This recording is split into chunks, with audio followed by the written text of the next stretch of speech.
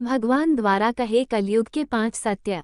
बात उस समय की है जब पांचों पांडवों को वनवास हो गया था। वनवास जाने से पहले पांडवों ने भगवान श्री कृष्ण से पूछा, हे श्री कृष्ण, अभी ये द्वापर युग का अंत काल चल रहा है, आप हमें बताएं कि आने वाली कलयुग की चलिए गति क्या और कैसी होगी।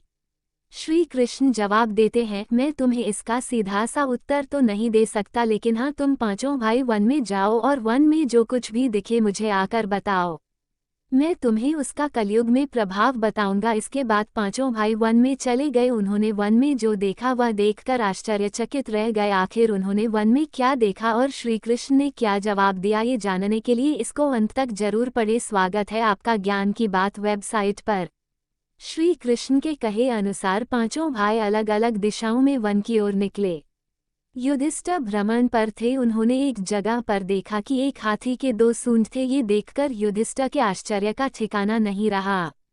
अर्जुन दूसरी दिशा में भ्रमण पर थे। कुछ दूर जंगल में जाने पर उन्होंने जो देखा उसे देखकर वह भी आश्चर्यचकित रह गए।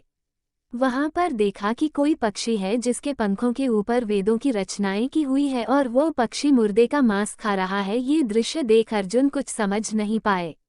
दोनों भाइयों की तरह भीम भी भ्रमण पर थे। उन्होंने जो देखा वह भी आश्चर्यचकित रह गए। उन्होंने देखा कि गाय ने एक बछड़े को जन्म दिया, लेकिन जन्म के बाद में गाय बछड़े को इतना चाट रही है कि उसका बछड़ा लहूलुहान हो गया है।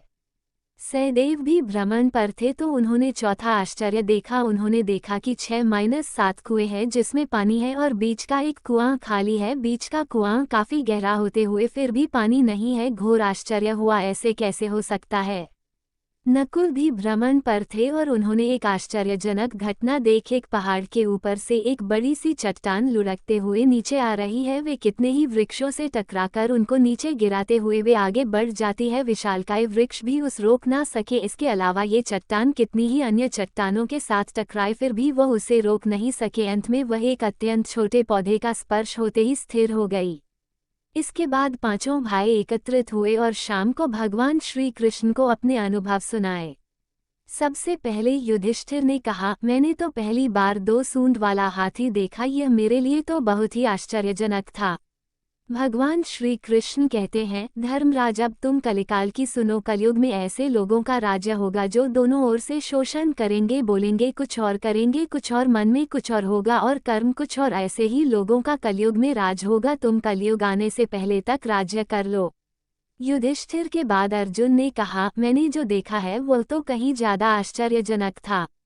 मैंने देखा कि एक पक्षी के पंखों पर वेदों की रचनाएं लिखी हुई है, पर वो पक्षी मुर्दे का मांस खा रहा है।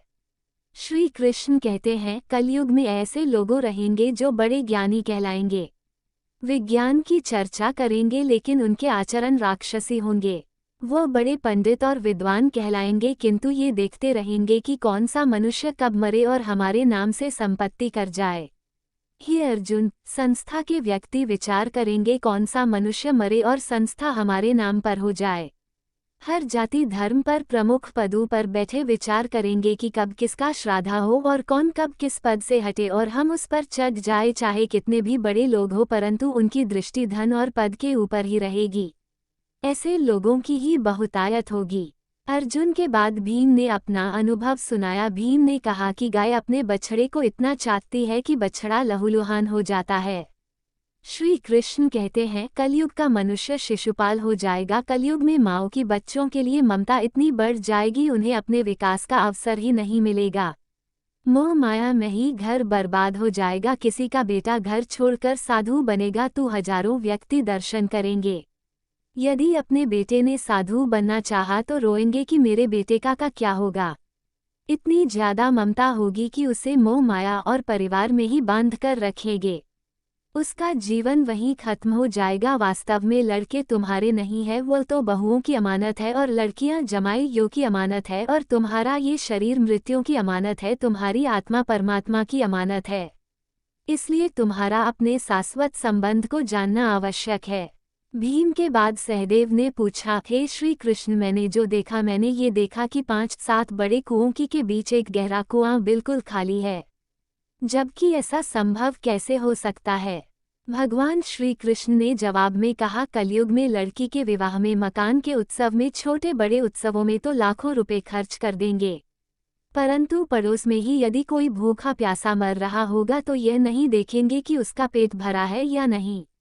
उनका अपना ही सगा भूख से मर जाएगा, उसे देखते रहेंगे और दूसरी ओर मौज, मदिरा, मांस भक्षक, सुंदरता और जश्न में पैसे उड़ाएंगे, किंतु किसी के दो आंसू पोंछने में उनकी रुचि ना होगी। कहने का तात्पर्य यह है कि कलयुग में अन्न के भंडार होंगे लेकिन लोग भूख से मरेंगे। सामने बंगले में ऐशो आराम चल रहे होंगे लेकिन पास की झोपड़ी में आदमी भूख से मर जाएगा। एक ही जगह पर असमानता अपने चरम पर होगी। सहदेव के बाद नकुल ने श्री कृष्ण को बताया कि मैंने भी एक आश्चर्य देखा है कि एक बड़ी सी चट्टान पहाड़ पर से लुढ़की, वृक्षों के तने और चट्टानें भी उसे ना रोक पाए, किंतु एक छोटे से पौधे के स्पर्श से ही वह बड़ी चट्टान रुक गई। समझ नहीं पाया कैसे।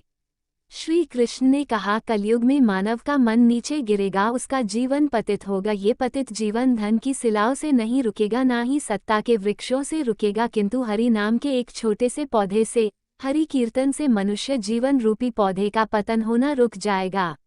इसलिए भक्तों, हरि भजन कलयुग में मोक्ष पाने का एकमात्र उपाय है।